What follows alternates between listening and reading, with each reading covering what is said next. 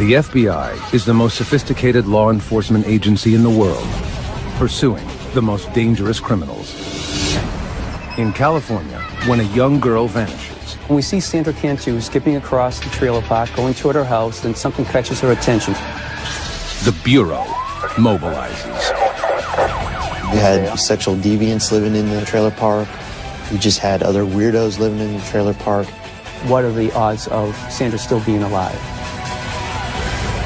FBI. Criminal pursuit.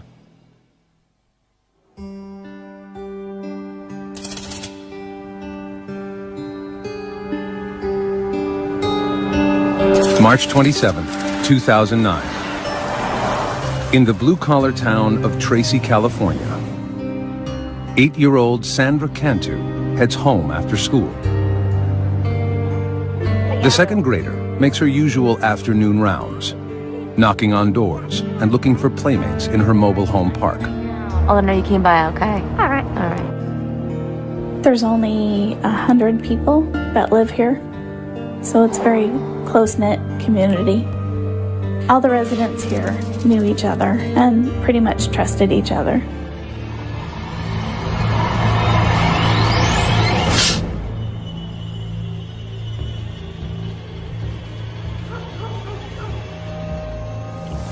Hours pass, and Sandra doesn't come home for supper.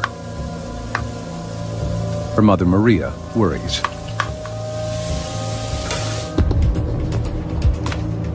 She begins calling her daughter's friends. Hi, Kathleen, this is Maria. Have you seen Sandra? No one has seen Sandra for hours. Okay.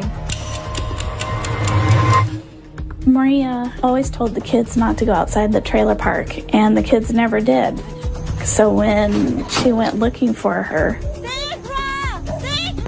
and couldn't find her, she knew something was wrong. Just before 8 p.m., Maria calls the Tracy Police Department. Tracy, please.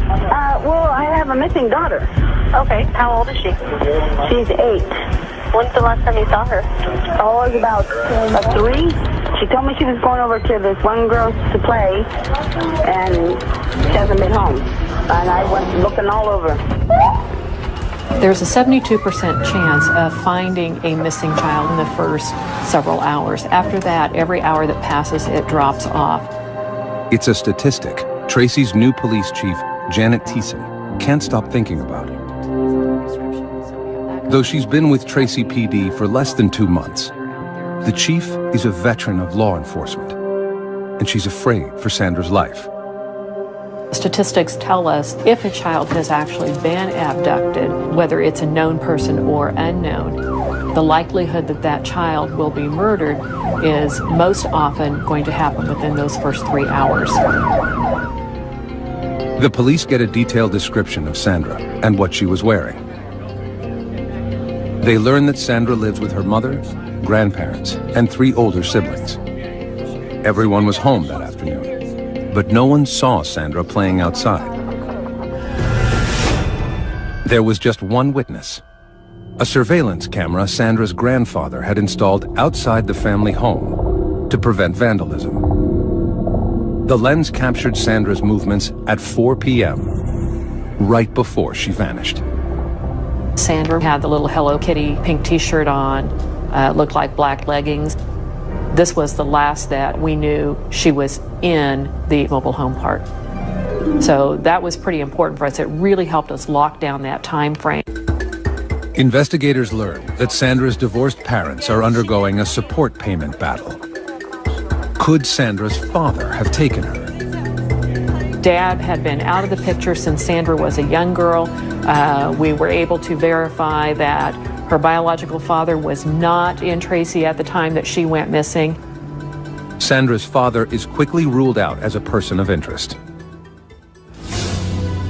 Hours have passed since Sandra disappeared, but there is no sign of the little girl. It's the worst thing imaginable. You have this horrible feeling in your gut that something's terribly wrong, and you don't know what it is. Maybe she's lost, facing some hypothermia. We may have a child who's dehydrated, who's very hungry. If she hadn't found shelter somewhere and wasn't someplace safe, then this was not a good situation for her. A mother of two, Chief Thiessen empathizes with the family's growing anxiety.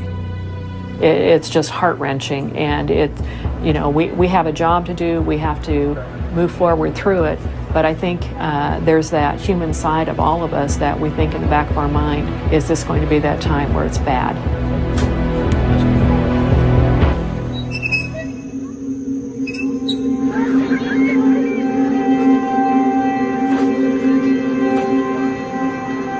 As dawn breaks, volunteers canvass the neighborhood, desperately searching for Sandra.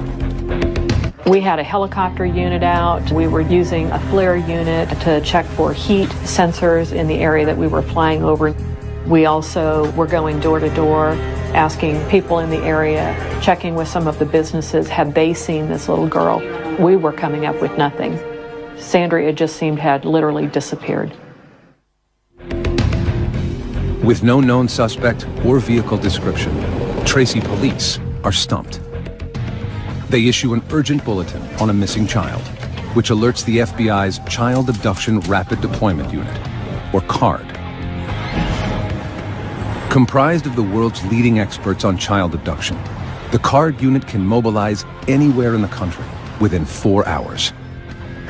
Team leader, Special Agent Joseph Brine, and his colleagues rush to Tracy as soon as they get the alert. When we first responded to the Tracy Police Department, one of the first things they asked is, what are the odds of Sandra still being alive?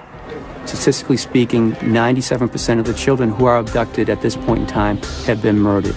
But it's our job to focus both the FBI and the Tracy Police Department on that 3%, because there's a chance that she is alive.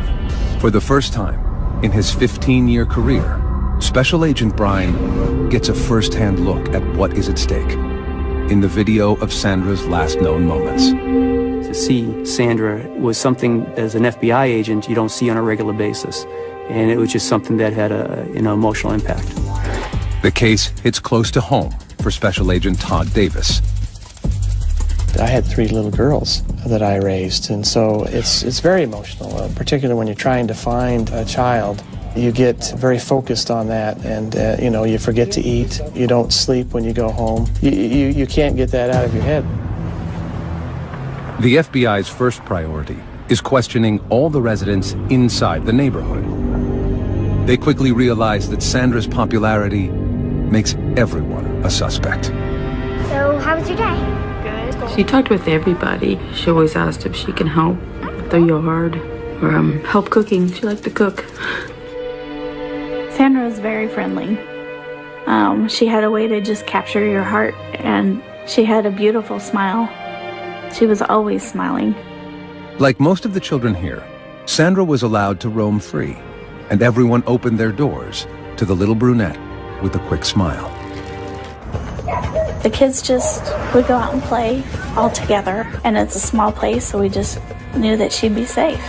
Every little detail sometimes will reveal some kind of pattern, some kind of activity that may lead to a significant turn in the case.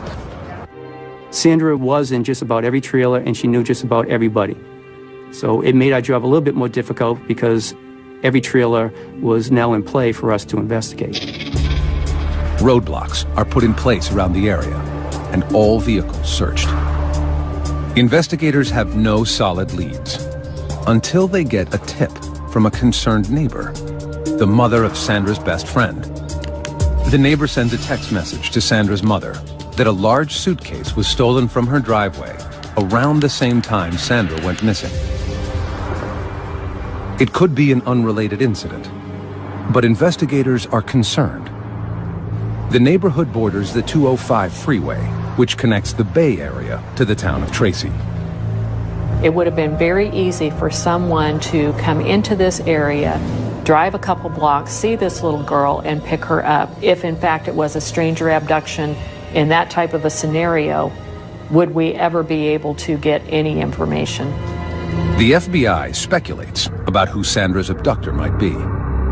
Our behavioral analyst unit told us that we should be looking at predominantly male individuals who knew Sandra, who resided in the trailer park. So we started to look at individuals who had contact with Sandra over the past couple of years, adult males in particular.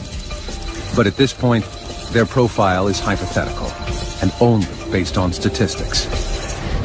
In this case, we don't have a crime scene, and without a crime scene, there really is insufficient information that we can use to form a profile about what might have happened.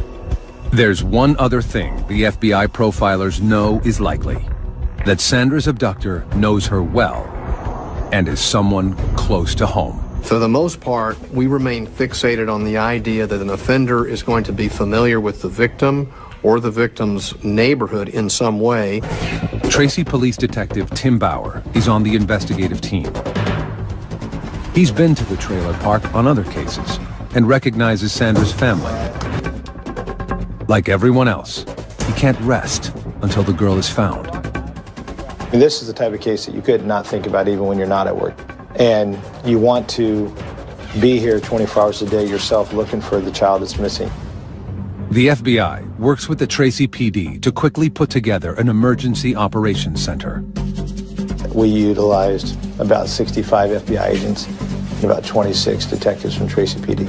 We'd have a whole row of people that were managing the tips as they came in off 3 different computers. Every second counts, and investigators want as many people as possible to know about the case. Everything was such a blur. We had been talking to the media to try and get her picture out there so people were aware of her in case they saw her. We wanted our little girl home.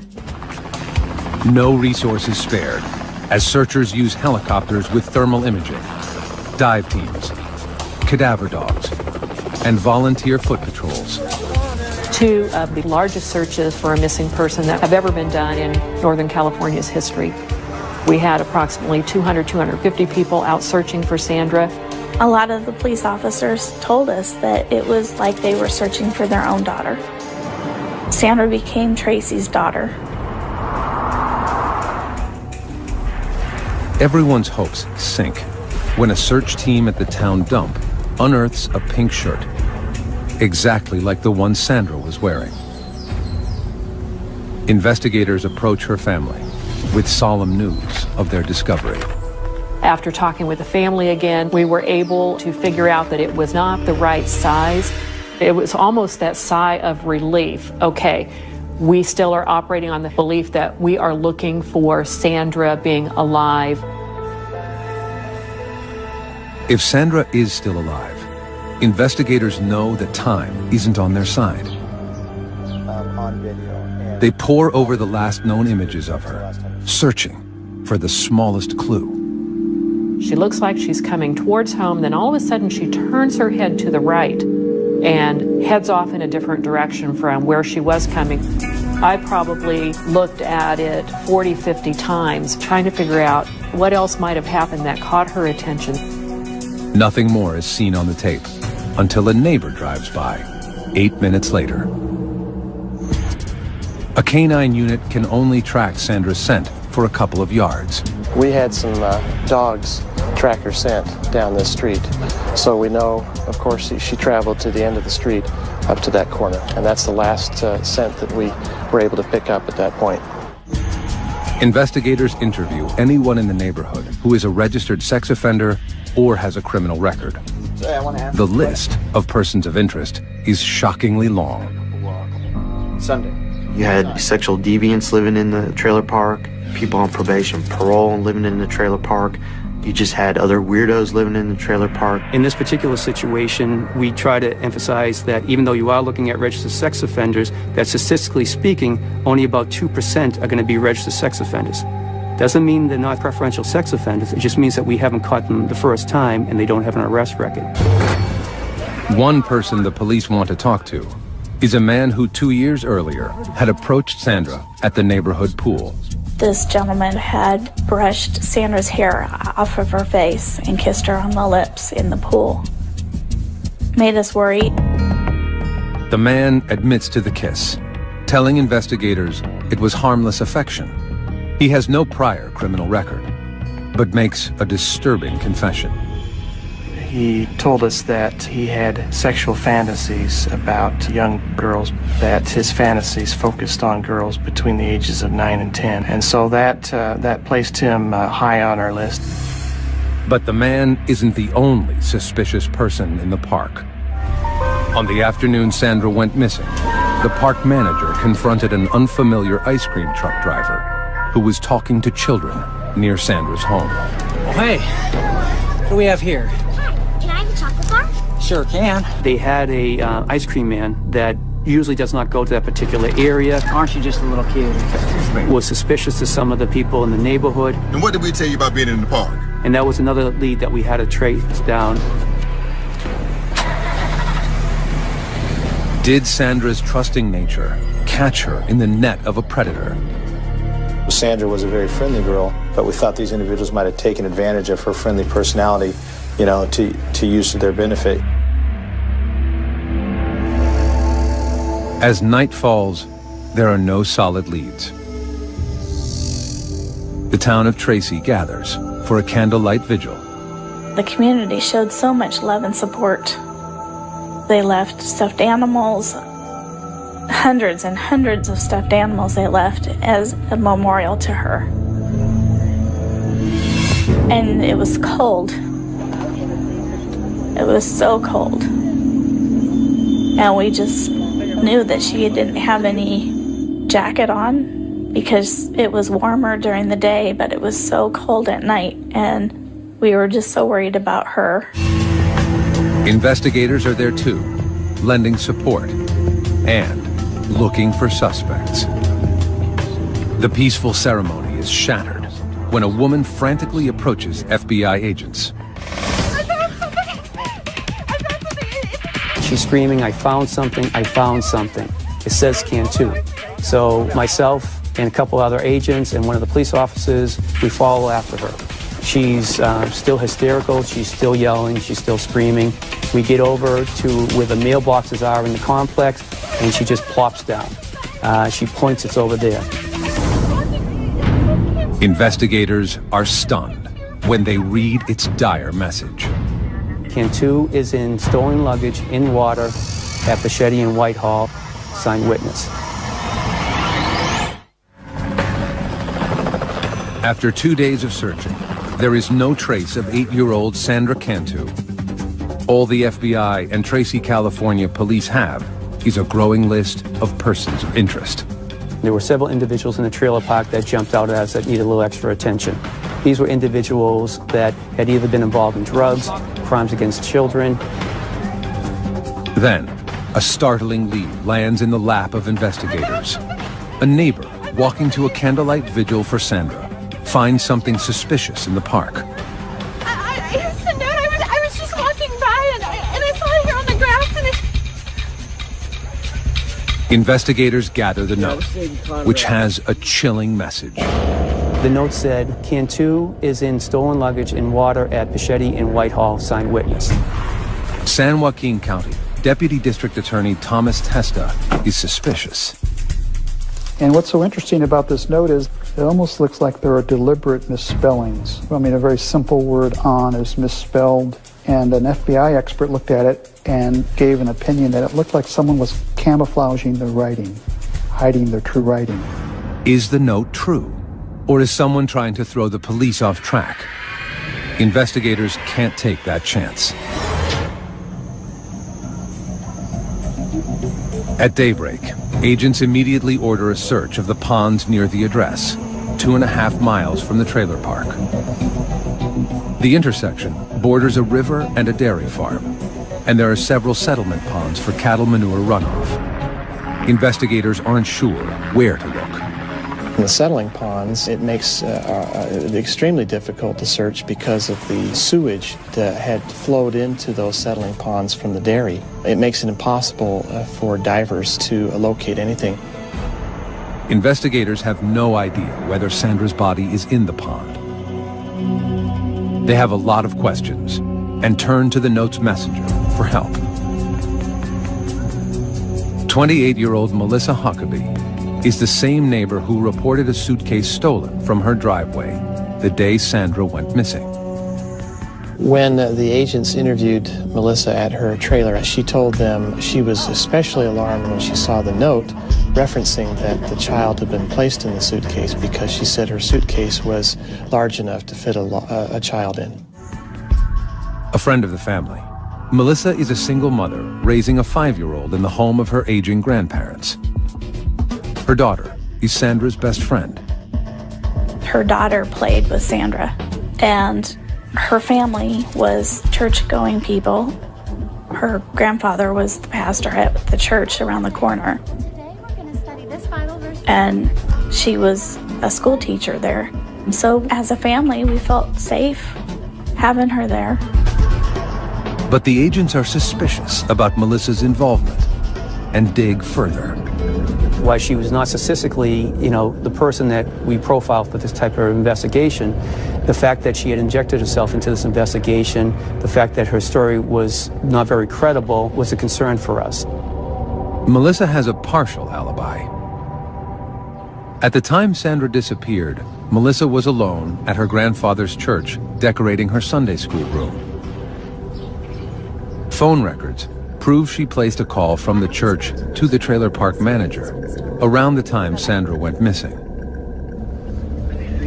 Even so, agents search Melissa's car. We found a blue self-sticking note, and when we retrieved that note, looked at it more carefully, we noticed that there was some scribbled handwriting. Closer inspection of the note reveals something suspicious.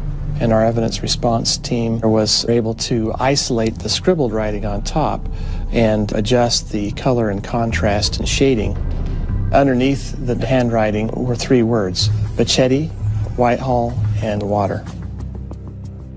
The address is the same as the one written on the note Melissa supposedly found. Is she the author of the ominous message? In Melissa's messy bedroom, agents find a notebook hidden below the nightstand. It is the same type of paper as the note, and a page is missing. It also contained on it some indented writing that we held up to an alternate light source, and our evidence response team was able to discern a couple of letters that exactly matched letters found on the anonymous note. Investigators are now certain that Melissa wrote the mysterious note. But why?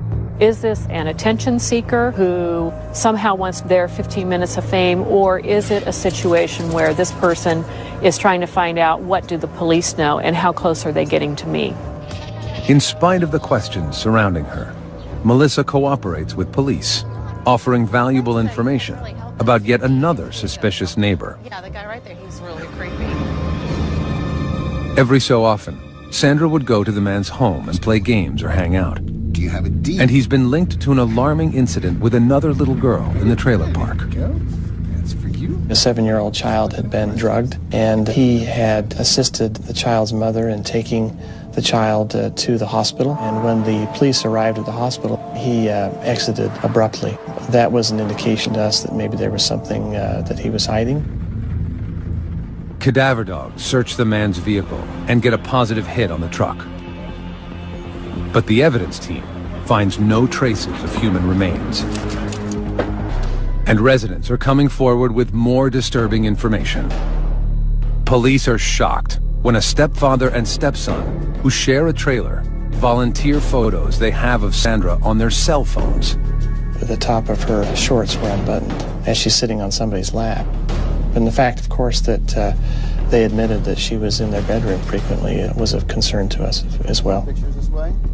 A search of their home uncovers a computer with questionable images of children and a stuffed animal used for masturbation. But the 2 men have no criminal history of offenses against children. By now, it's been a week since Sandra disappeared, and her once idyllic neighborhood has turned into a land of horror. FBI agents and the Tracy PD work around the clock, chasing down leads. Every hour that ticks off You feel that stress and that tension.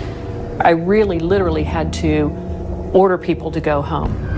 Every second that we're sleeping and that we're not working the case, maybe that's that moment in time that if somebody was doing something on the case, that we still had that opportunity to find Sandra and to find her safe. Investigators need to narrow their list in hopes of finding a suspect. They decide to administer polygraph tests. They start with the man who had kissed Sandra at the local pool. He passes. His alibi also pans out. He is not charged. The suspicious neighbor also passes a polygraph test, but has no solid alibi for the block of time.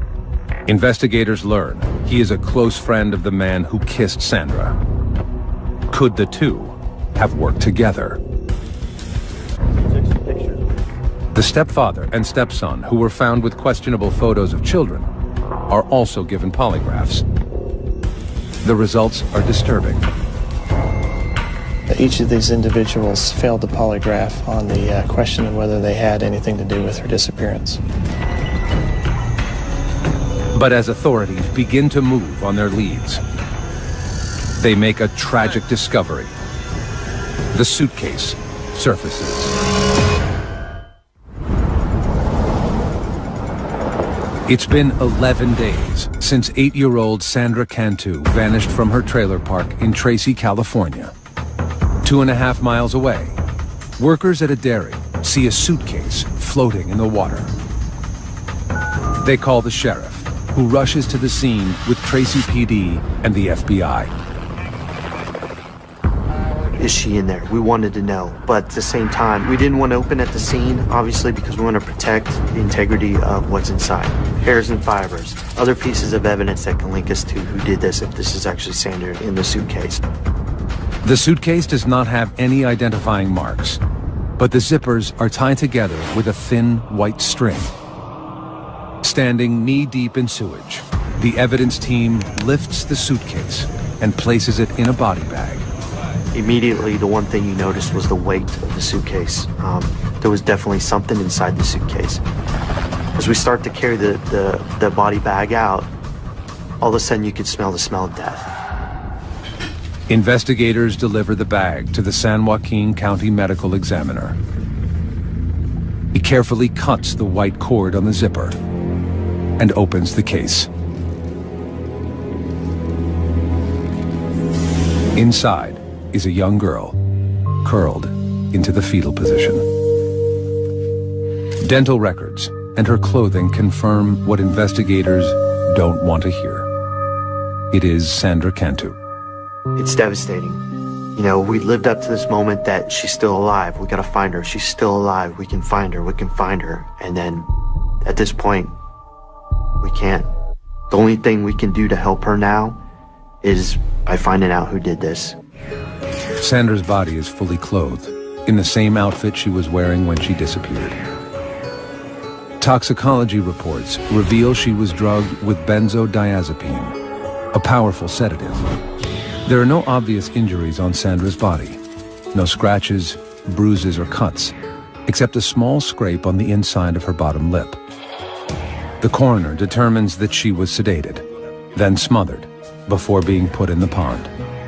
And there's something else. The doctor determined that she had been sexually assaulted, and at first was kind of confused because of the angle that had been used for the sexual assault, and kind of determined that it had been with a foreign object. After assaulting her, Sandra's killer completely redressed her body. What it suggests to me is that this was an individual who knew Sandra and perhaps may have felt remorse and wanted Sandra to be presentable. Special Agent Marcus Knudsen stays with Sandra's body as she is taken for x-rays and then to the morgue. Knudsen, himself a father of a young girl, can't bear to leave Sandra alone in the dark again.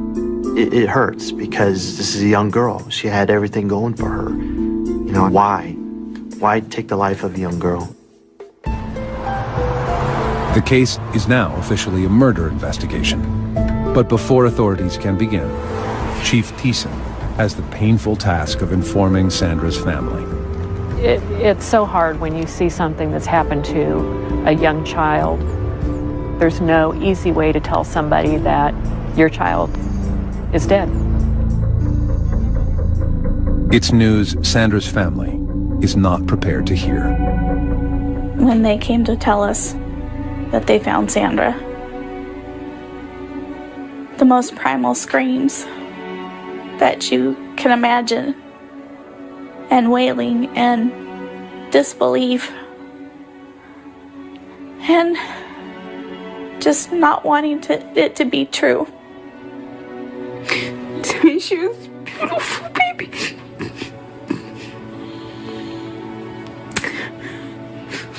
Just my beautiful little girl.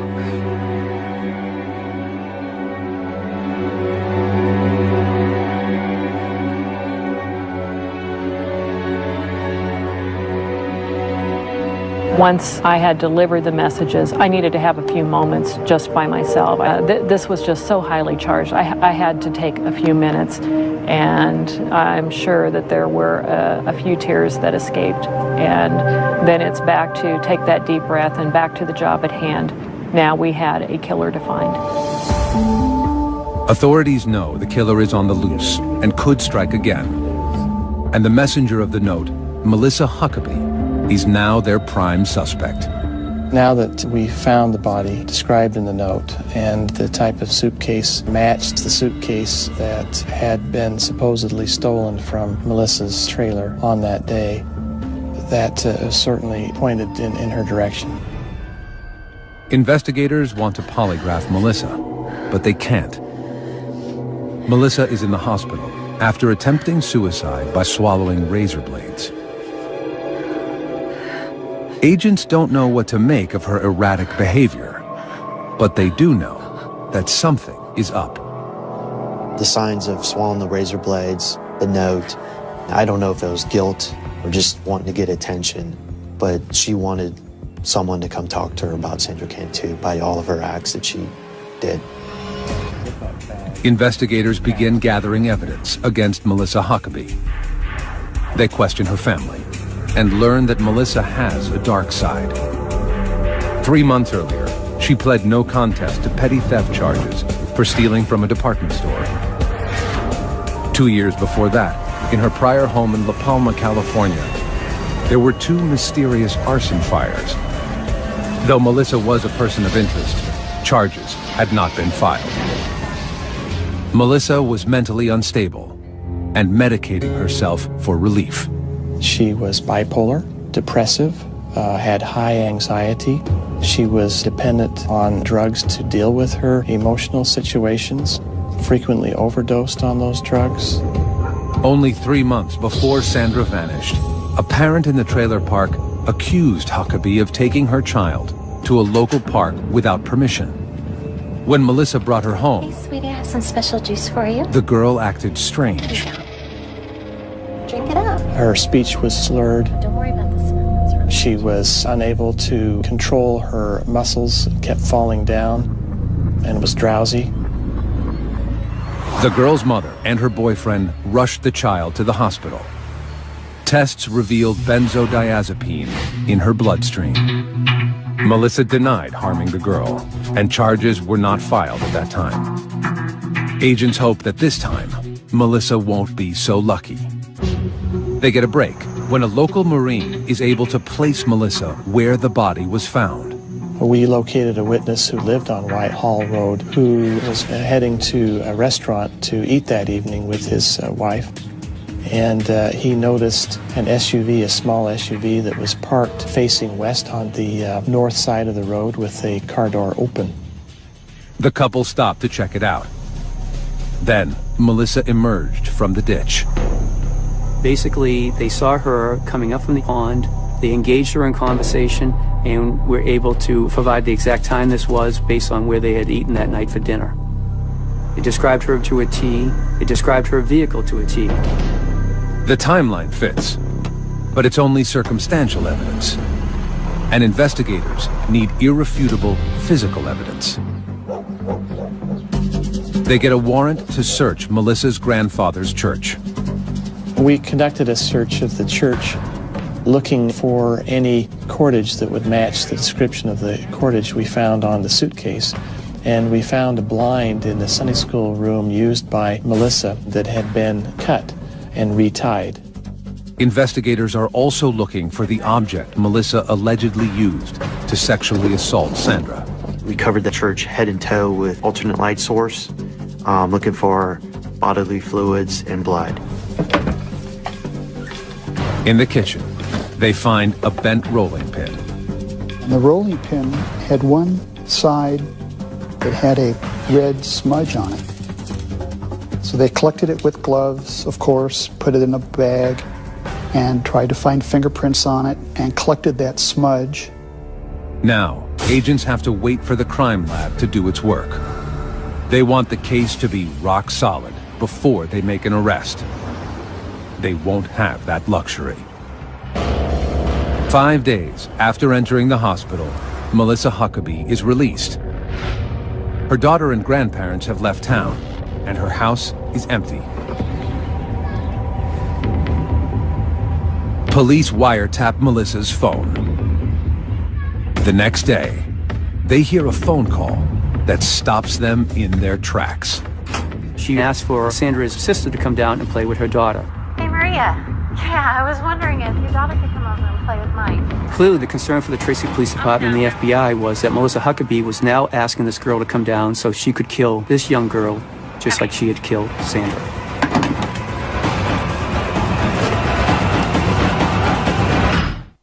April 10th, 2009. 2 days after she is released from the hospital, murder suspect Melissa Huckabee invites her victim's older sister to her house. She says it's for a playdate, but FBI and Tracy, California police fear she has sinister plans. Here we go again. She's going to try to pull this off again because in her mind at this point she believes she got away with it. Unaware that Melissa is suspected of murdering their daughter, Sandra's family is about to send her sister over to play. My boss says, hey, get over there right now. Drive as fast as you can and get there. And right before you get there, shut your lights down and get in there and then just walk up like everything's cool and knock on the door and make sure we don't got another little kid in there. Detective Bauer races to Melissa's house, fearing the worst.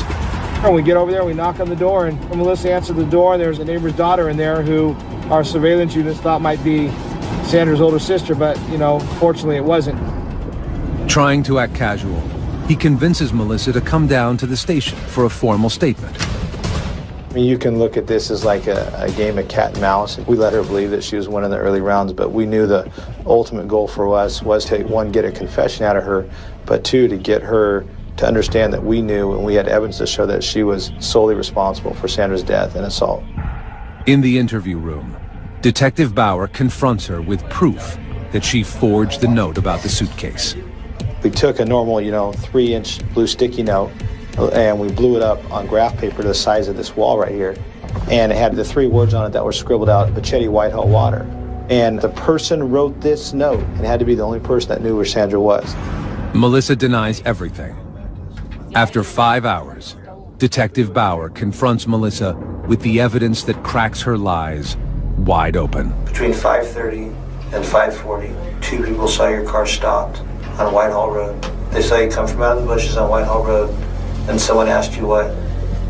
When I was okay, and I said I was going to the bathroom. What were you doing, Melissa?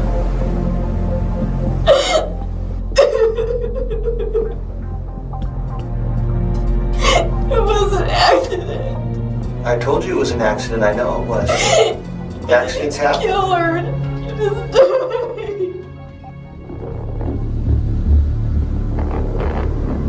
Melissa claims Sandra's death was a horrible accident, a misguided game of hide and seek with Melissa's daughter. Melissa says she became distracted and forgot about Sandra in the suitcase. She drove to her Sunday school room at the church and began working. I went in the church. I was there. And then when I came outside, I looked at my suitcase. I went to take it out and it was heavy. And she was in there. And she wasn't breathing or anything. What did she look like? She looked pale. And then I killed her. Huh?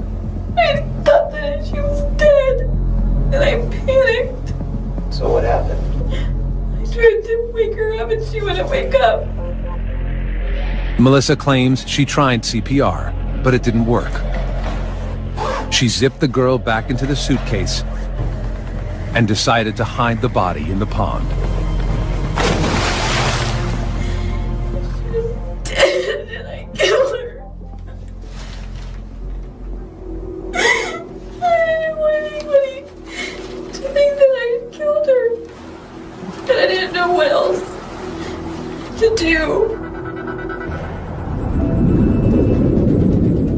Melissa denies sexually assaulting the little girl, but her partial confession is enough for Tracy PD to arrest her for the murder of Sandra Cantu.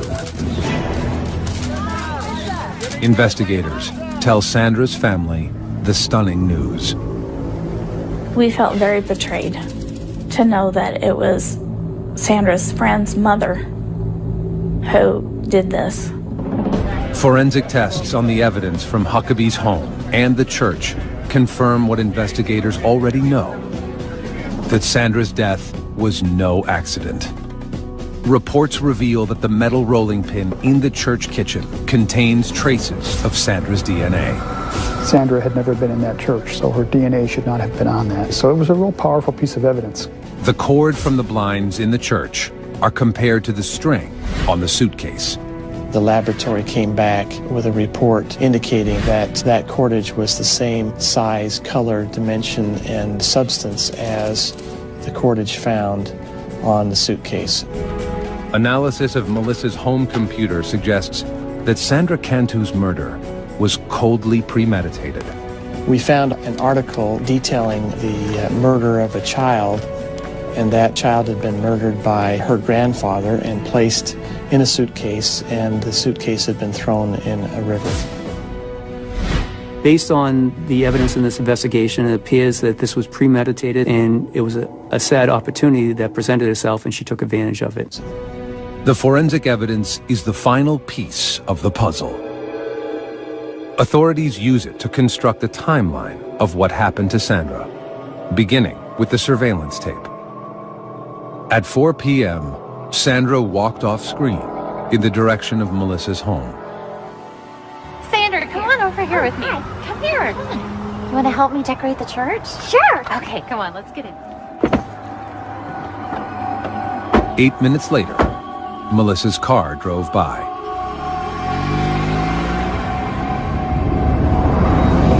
After driving Sandra to the church, Melissa gave her a drink laced with benzodiazepine. Almost got it ready. Thanks.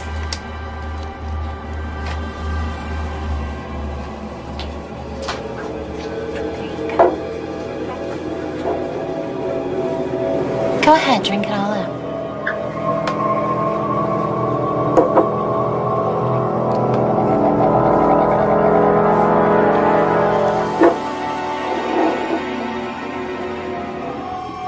When the girl was unconscious, Melissa made her move. Around 5 p.m., phone records show that Melissa made a call from her grandfather's church to the trailer park manager, reporting her suitcase stolen. She started thinking of needing to cover her tracks by making sure she reports the suitcase that has Sandra's body was stolen. So if the suitcase is found, she could claim, well, someone stole it and someone else must have put the body in it. Then, shortly before 6 p.m., the eyewitness saw Melissa near the pond. Sandra Cantu was dead before her mother ever called 911. May 10th, 2010. Faced with overwhelming evidence, Melissa Huckabee takes a plea deal and admits guilt in the kidnapping and murder of Sandra Cantu. All other charges are dropped, including charges of drugging and rape. And I think that's a testament to the strength of the case and to the credit of the detectives and the FBI, is that she probably thought there was no way out. She probably would have been given the death penalty had the case gone to trial. Melissa is now serving life in prison without parole. When asked why she killed Sandra, Huckabee has no answer. She never would tell me why she did it. To this day, she still says, I don't know why I did it. She knows why she did this. and she just won't tell anybody. We don't care. I don't care to know, because it's a sick individual that would do something like this to a child. We view Melissa as a monster. Monster. Female child killers are rare, with less than 10% of murders attributed to women. If a female, as an offender, is engaging in some type of sexual assault on a victim, there might be an emotional aspect that comes into play as well. And we could be talking anger or rage or revenge or some other negative emotional state. Authorities speculate Melissa Huckabee may have killed out of jealousy that Sandra was stealing her own daughter's affections away, or out of a need for attention and praise. I still cannot understand why I did what I did. She created the emergency, and she was going to be the one to solve the emergency, and she would be the hero. She would get all this attention. She'd be the star, and she'd be on these TV shows, and Oprah would come and talk to her. So there is that theory that this was just a cry for attention. Sandra Cantu may have walked off camera, but she will never walk out of the hearts of those who caught her killer. It's a tragedy that someone so little, so cute, had her whole life before, would lose her life. She didn't put herself in harm's way. Evil came and sought her out, and that's a clear tragedy. Our team is still gonna hurt over the death of Sandra. You know, you take somebody in the community that you think is, you know, a good person or respected, and they turn out to be like Melissa Huckabee. Yeah, it's hard. It's hard because it could be anybody.